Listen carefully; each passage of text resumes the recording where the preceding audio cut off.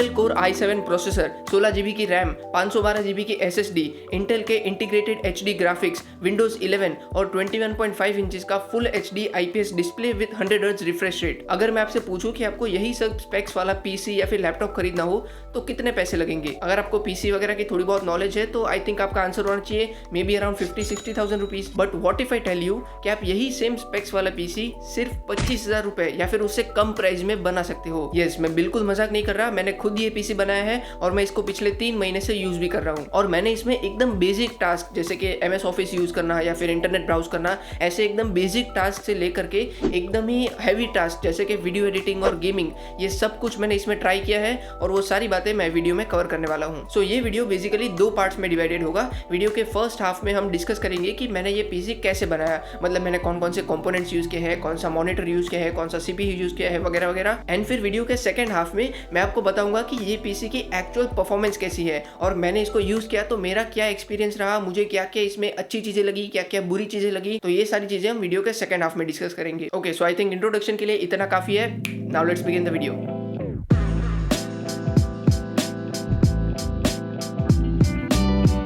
तो एक पीसी में सबसे ज्यादा जरूरी क्या होता है? उसका CPU। तो उसी के साथ शुरू करते हैं।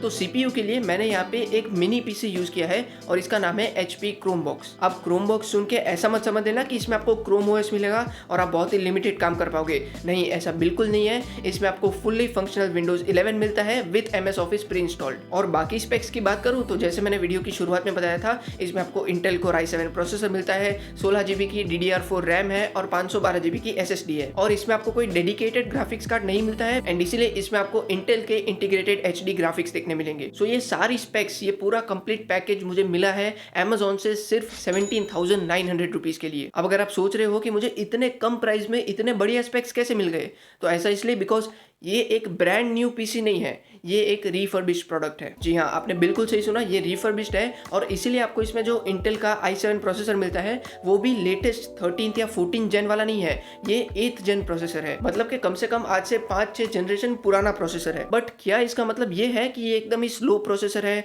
और ये ज़्यादा पावरफुल नहीं है? वेल, इसके बारे में हम वीडियो के सेकंड हाफ में डिस्कस करेंगे। तो जैसे मैंने कहा कि ये एक रिफर्बिश्ड प्रोडक्ट है, तो पहले मैं थोड़ा नर्वस था बिकॉज पहली बार मैंने कोई रिफर्बिश्ड प्रोडक्ट खरीदा है, तो मुझे बिल्कुल भी अंदाजा नहीं था कि ये प्रोडक्ट की क्वालिटी कैसी होगी, इसकी कंडीशन कैसी होगी, ये ठीक से काम करेगा या नहीं। तो ये सारी चीज़ों को लेकर मैं काफ़ी नर्वस था।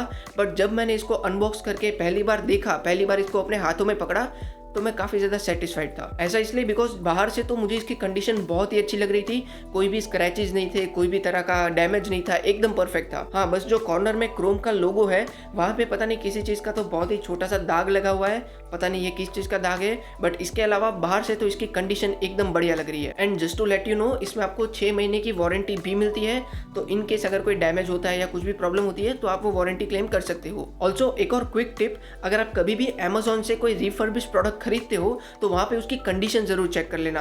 कंडीशन में बेसिकली 3 में से कोई एक चीज़ लिखी हुई होगी, या तो एक्सीलेंट कंडीशन लिखा होगा, या तो गुड कंडीशन लिखा होगा, या फिर एक्सेप्टेबल कंडीशन लिखा होगा। अब ये तीनों कंडीशन का मतलब क्या है वो मैंने Amazon की वेबसाइट से कॉपी करके आपके सामने स्क्रीन पे पेस्ट कर दिया है, तो आप वीडियो पॉज करके पढ़ सकते हो। एंड लास्टली, इसमें आपको कौन कौन से पोर्ट्स मिलते हैं एक बार क्विकली इसकी बात कर लेते हैं, फिर हम नेक्स्ट कंपोनेंट की तरफ बढ़ेंगे। तो पीछे की साइड आपको सबसे पहले ईथरनेट पोर्ट मिलता है, 3 USB पोर्ट्स हैं, एक HDMI पोर्ट है, एक Type-C पोर्ट है और एक पावर इनपुट है। एंड फ्रंट साइड में आपको हेडफोन जैक मिलता है, 2 USB पोर्ट्स मिलते हैं, मतलब पीछे 3 और आगे 2, तो टोटल 5 USB पोर्ट्स हो गए। इसके अलावा फ्रंट साइड में माइक्रो SD कार्ड का स्लॉट है और पावर बटन है। तो CPU के बाद एक PC में सेकंड मोस्ट इंपॉर्टेंट चीज़ क्या होती है?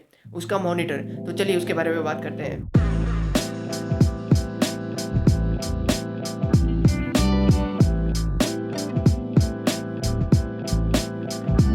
मैंने जो मॉनिटर परचेज किया है उसका नाम है Acer EK220Q।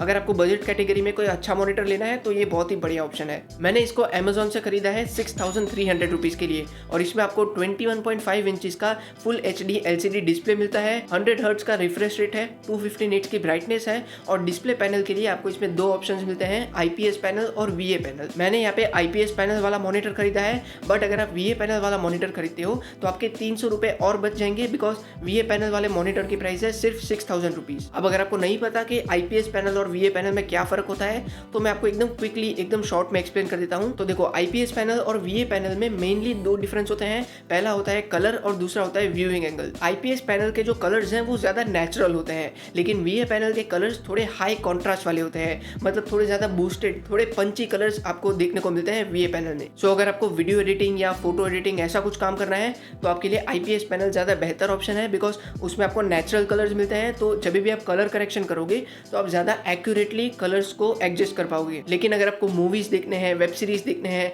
या फिर इन जनरल आप कंटेंट कंजम्पशन के लिए PC बना रहे हो तो उसके लिए VA पैनल ज्यादा बेहतर होगा, बिकॉज एज आई सेड कि उसमें थोड़े पंची, थोड़े बूस्टेड कलर्स होंगे तो आपको देखने में ज्यादा अच्छा लगेगा। और दूसरा डिफरेंस होता है viewing angle. Basically IPS panel का व्यूइंग एंगल ज्यादा वाइड होता है, VA पैनल में थोड़ा नैरो व्यूइंग एंगल होता है। मतलब एक IPS डिस्प्ले में अगर आप एकदम साइड में, एकदम एज में जाकर अगर देखोगे तो भी आपको एकदम ठीक से दिखाई देगा, लेकिन एक VA पैनल में अगर आप साइड से देखोगे तो वो ठीक से नहीं दिखाई देता, वो थोड़ा ब्लैकिश सा हो जाता है। सो या मेजरली यही दो डिफरेंस होते हैं एक IPS और एक VA पैनल के बीच में। अब आपकी क्या जरूरत है, आप किस चीज के लिए PC यूज करने वाले हो, उसके हिसाब से आप डिसाइड कर लो कि आपको कौन सा डिस्प्ले खरीदना है। बाकी ओवरऑल ये मॉनिटर एक बहुत ही बढ़िया मॉनिटर है। इसमें जो बेजल्स है वो बहुत ही छोटे से है तो दिखने में एकदम बढ़िया दिखता है। इसके अलावा आप इसको थोड़ा बहुत ऊपर नीचे टिल्ट भी कर सकते हो, तो आपको जैसे चाहिए वैसे आप एंगल सेट कर सकते हो। एंड पोर्ट्स की बात करें तो इसमें आपको HDMI और VGA दोनों पोर्ट्स मिल जाता है। हाँ, ये मॉनिटर में मुझे एक छोटी सी प्रॉब्लम देखने को मिली और वो ये कि ये मॉनिटर वॉबल बहुत ज्यादा करता है। इवन अगर मैं अपने माउस को बहुत ही तेजी से मूव करता हूँ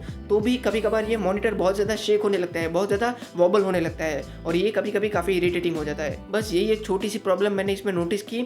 इसके अलावा ये प्राइस पे ये बहुत ही बढ़िया मॉनिटर है। तो CPU हो गया, मॉनिटर हो गया, अब बस कुछ छोटी मोटी चीजें बचती है जैसे कि कीबोर्ड एंड माउस। अब इसके लिए आई डोंट थिंक आपको मेरी हेल्प की जरूरत है, बिकॉज Amazon पे आपको बहुत सारे ऑप्शंस मिलते हैं। आप अपनी पसंद के हिसाब से जो कीबोर्ड या जो माउस खरीदना हो वो खरीद सकते हो। अगर मेरी बात करूँ तो मैंने यहाँ पे कोई भी नया कीबोर्ड या नया माउस नहीं खरीदा है, बिकॉज मेरे पास ऑलरेडी पड़े हुए थे घर पे, तो उसी को मैं ये PC में लगा के यूज कर रहा हूँ। बट जस्ट फॉर रेफरेंस मैं आपको बता देता हूँ कि मेरे पास कौन से कीबोर्ड एंड माउस है। तो माउस मेरे पास है Redgear A10 wired gaming mouse. इसकी प्राइस अभी आपको सामने 309 रुपीज दिख रही होगी, लेकिन ऐसा इसलिए बिकॉज अभी Amazon पे इस पे कोई तो ऑफर चल रहा है, लेकिन जब ऑफर नहीं होता तो इसकी रेगुलर प्राइस होती है अराउंड 348 रुपीज। और मैं इसको पिछले 1 साल से यूज कर रहा हूँ। बहुत ही बढ़िया माउस है, एकदम ही बढ़िया काम करता है। तो आपको अगर चाहिए तो आप ये माउस खरीद सकते हो। एंड अगर कीबोर्ड की बात करें तो मेरे पास जो कीबोर्ड है उसका नाम है Dell KB216 multimedia USB wired keyboard. ये भी मैंने Amazon से खरीदा था फॉर अराउंड 570 रुपीज। एंड ये तो मैं पिछले 3 साल से यूज कर रहा हूँ और आज भी ये एकदम परफेक्टली काम करता है। एकदम बढ़िया क्वालिटी का कीबोर्ड है, तो अगर आपको चाहिए तो आप ये परचेज कर सकते हो। अब इसके अलावा हमारे PC में एक और चीज बचती है और वो है स्पीकर्स। लेकिन ये आई थिंक ऑप्शनल चीज है, बिकॉज मुझे नहीं लगता सब लोग स्पीकर्स यूज करते होंगे, बिकॉज काफी सारे लोग अपना PC हेडफोन लगा के यूज करते होंगे। और अगर किसी को स्पीकर चाहिए भी तो वो एक ब्लूटूथ स्पीकर यूज कर सकता है, कोई अलग से स्पीकर खरीदने की जरूरत नहीं है। लेकिन स्टिल अगर आपको अपने PC के लिए अलग से कोई स्पीकर खरीदना हो तो आप खरीद सकते हो। मैंने भी खरीदा है। मैंने यहाँ पे Zebronics के ये वाले स्पीकर खरीदे हैं। काफी बेसिक से स्पीकर है, काफी ठीक ठाक साउंड क्वालिटी दे देते हैं और प्राइस भी ज्यादा नहीं है, सिर्फ 400 रुपए के हैं। तो अगर आपको चाहिए तो आप भी यही सेम स्पीकर खरीद सकते हो। लेकिन आप इसमें कोई भी प्रीमियम चीजें एक्सपेक्ट मत करना, ये काफी सस्ते और काफी बेसिक, काफी सिंपल स्पीकर्स हैं। तो CPU, मॉनिटर, कीबोर्ड, माउस और स्पीकर, आई थिंक एक कंप्यूटर को चलाने के लिए जितनी भी एसेंशियल चीजें होती हैं हमने वो सब कवर कर ली है। तो अभी अगर आप एक बार कॉर्नर में जो टोटल अमाउंट दिख रहा है उस पर नजर डालोगे तो एज यू कैन सी हमने ये पूरा PC सिर्फ अराउंड 25,500 रुपए में बना लिया। एंड अगर आप चाहो तो 25,000 से कम में भी ये PC बन सकता है, बिकॉज एज आई सेड के स्पीकर्स ऑप्शनल होते हैं। तो अगर आप वो नहीं खरीदोगे तो 400 रुपए वहां पे बच जाएंगे। एंड डिस्प्ले में भी मैंने यहाँ पे IPS पैनल खरीदा है, लेकिन अगर आप VA पैनल खरीदते हो तो जैसे मैंने कहा था कि VA पैनल 300 रुपए सस्ता है, तो वहां पे भी आपके 300 रुपए बच जाएंगे। सो या अगर आप चाहो तो 25,000 से कम में भी ये PC बन सकता है। तो बाहर से तो हमने इतने बढ़िया स्पेक्स वाला PC इतने कम प्राइस में बना लिया, बट मेन क्वेश्चन ये है कि क्या ये PC एक्चुअल में रियल लाइफ में उतना अच्छा परफॉर्म करेगा या नहीं। बिकॉज स्पेक्स तो चाहे कितने भी अच्छे होने दो, लेकिन अगर एक PC रियल लाइफ में ठीक से काम नहीं करेगा तो उसका कोई फायदा ही नहीं है। सो क्या ये PC हमारी एक्सपेक्टेशंस पे खरा उतरेगा या नहीं? Let's turn it on and let's find out.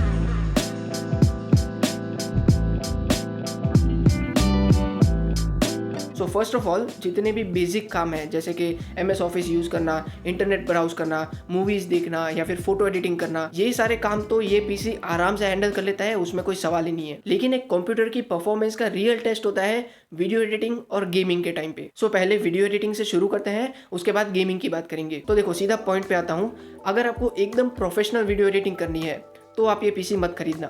लेकिन अगर आपको एकदम कैजुअल, एकदम बेसिक लेवल की वीडियो एडिटिंग करनी है, जैसे कि यूट्यूब वीडियोस एडिट करना है या फिर रील्स एडिट करने हैं, तो उसके लिए आप ये पीसी यूज़ कर सकते हो। मैंने खुद पिछले 3 महीनों में इसमें कुछ 2-3 रील्स एडिट किए हैं और एक 17 मिनट का लंबा यूट्यूब वीडियो भी एडिट किया है। इनफैक्ट ये वीडियो जो भी आप देख रहे हो वो भी यही वाले पीसी में एडिट होने वाला है। सो या अगर आपको भी एकदम ऐसे ही कैजुअल, एकदम बेसिक लेवल की वीडियो एडिटिंग करनी है, देन आप ये पीसी को खरीद सकते हो। लेकिन हाँ, एक चीज़ जरूर नोट करना कि अगर आप इसमें 4K वीडियो एडिट करते हो तो आपको एडिटिंग के वक्त जो प्रीव्यू दिखता है वीडियो का वो काफी अटक के आता है, तो इसलिए आपको एडिटिंग में डिफिकल्टी हो सकती है। लेकिन जब आप 1080p फुल HD में वीडियो एडिट करोगे तो आपको ऐसी कोई दिक्कत देखने नहीं मिलेगी। वो प्रीव्यू में वीडियो एकदम स्मूथ चलेगा, फिर चाहे आप 30 FPS में एडिट करो या फिर 60 FPS में। एंड मैं आपको रेंडरिंग टाइम भी बता देता हूँ। तो मैंने वो जो 17 मिनट का वीडियो इसमें एडिट किया था वो 1080p 30 FPS वाला वीडियो था एंड उसको रेंडर होने के लिए 36 मिनट्स लगे थे। एंड मैंने जब इसमें 1 मिनट का वीडियो रेंडर किया तो उसको रेंडर होने में अराउंड 2 मिनट 15 सेकंड लगे थे। तो मतलब ऐसा समझ लो कि जो भी वीडियो की लेंथ होगी उससे डबल या फिर डबल से थोड़ा ज्यादा टाइम लगेगा रेंडर होने के लिए। And by the way, just to let you know, मैंने इसमें जो वीडियो एडिटर यूज किया है वो है DaVinci Resolve। Okay, now let's talk about gaming. तो देखो, मैं कोई ऐसा प्रो गेमर नहीं हूँ, तो इसलिए मैंने इसमें बहुत ही लिमिटेड, बहुत ही कम गेम्स ट्राई किए हैं एंड मैंने ज्यादातर टाइम इसमें GTA 5 खेलने में स्पेंड किया है। इनफैक्ट मैंने इसमें इतना GTA 5 खेला है कि पिछले 3 महीने में मैंने GTA 5 के स्टोरी मोड के सारे मिशंस कंप्लीट कर दिए। जी हाँ, मतलब एक्चुअली मैं GTA गेम्स का काफी बड़ा फैन हूँ और मुझे पहली बार ये पीसी में GTA 5 खेलने का मौका मिला तो मैंने पूरा गेम ही खत्म कर दिया। एंड GTA 5 भले ही आज से 10 साल पुराना गेम है, बट फिर भी आज के टाइम में भी ये काफ़ी हैवी गेम है। सो अगर एक पीसी GTA 5 को अच्छे से हैंडल कर पाता है, इसका मतलब ये है कि प्रोबेबली वो बाकी गेम्स को भी अच्छे से हैंडल कर पाएगा। सो मैंने GTA 5 जो ग्राफिक सेटिंग्स पे खेला है वो भी आपको स्क्रीन पे दिख रहे होंगे।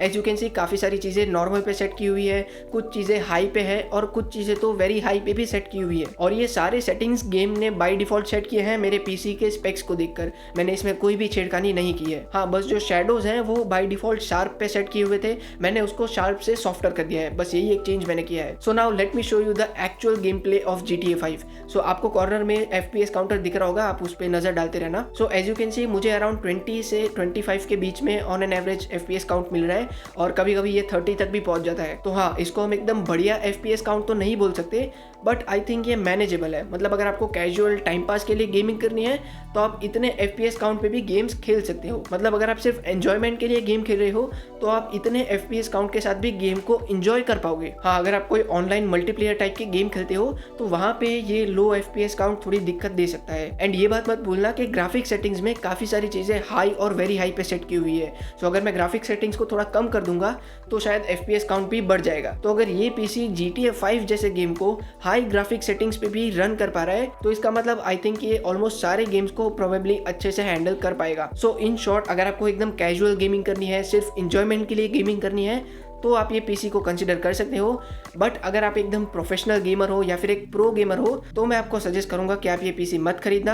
आप थोड़े ज़्यादा पैसे खर्च करके एक अच्छा गेमिंग पीसी ही बना लो। सो ये पीसी वीडियो एडिटिंग और गेमिंग को ठीक से हैंडल कर लेता है, इसके स्पेक्स भी बहुत अच्छे हैं और इसकी प्राइस भी बहुत कम है। ये बात ठीक से हजम नहीं होती ना, मतलब इसमें सब कुछ परफेक्ट कैसे हो सकता है? There must be some catch, कहीं तो हमें कॉम्प्रोमाइज करना पड़ता होगा। अगर आपको भी ऐसा लगता है then you are absolutely right. पिछले 3 महीने में जब मैंने ये पीसी को यूज किया तब मैंने इसमें 3 मेजर प्रॉब्लम्स को फेस किया है।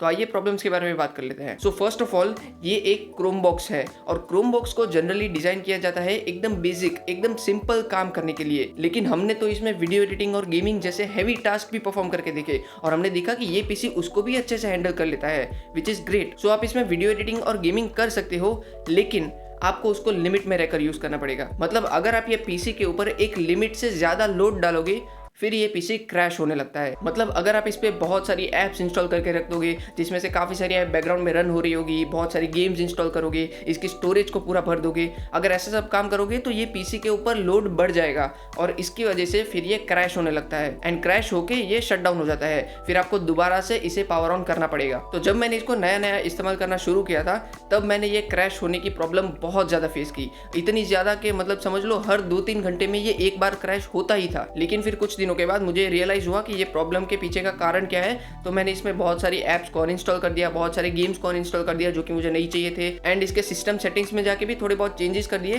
ताकि ये पीसी के ऊपर कम से कम लोड पड़े। और ये सारे चेंजेस करने के बाद अब ये बहुत ही कम क्रैश होता है। और ध्यान देना, मैंने कहा कम क्रैश होता है, मैंने ऐसा नहीं कहा कि ये बिल्कुल क्रैश नहीं होता। मतलब आज भी ये क्रैश होता है, लेकिन जैसे मैंने कहा पहले हर 2-3 घंटे में ये क्रैश होता था, अब उतना ज़्यादा नहीं होता। अब समझ लो 2-3 दिन में एक आध बार क्रैश होता है। और 2-3 दिन में एक बार क्रैश होना भी बहुत ही मतलब अच्छी बात तो नहीं है, ये क्रैश नहीं होना चाहिए। तो yes, this is a big problem in this. So yes, अगर आप इसमें वीडियो एडिटिंग और गेमिंग जैसे हैवी टास्क करने वाले हो तो मेक श्योर करना कि आप ये पीसी के ऊपर कम से कम लोड डालो ताकि ये कम से कम बार क्रैश हो। सो ये हो गई पहली प्रॉब्लम। इसके अलावा मैंने एक और दूसरी प्रॉब्लम जो इसमें फेस की वो ये कि ये पीसी में आपको हीटिंग इश्यूज देखने को मिलते हैं। ये पीसी काफी गर्म हो जाता है, स्पेशली जब आप गेमिंग करो तब। बट एक अच्छी बात ये है कि इसके अंदर एक फैन भी फिट किया हुआ है। यस, इतने छोटे से पीसी के अंदर एक फैन भी है। सो ये पीसी का गर्म होना वो प्रॉब्लम नहीं है, क्योंकि वो फैन की वजह से इसका टेम्परेचर तो कंट्रोल में रहता है।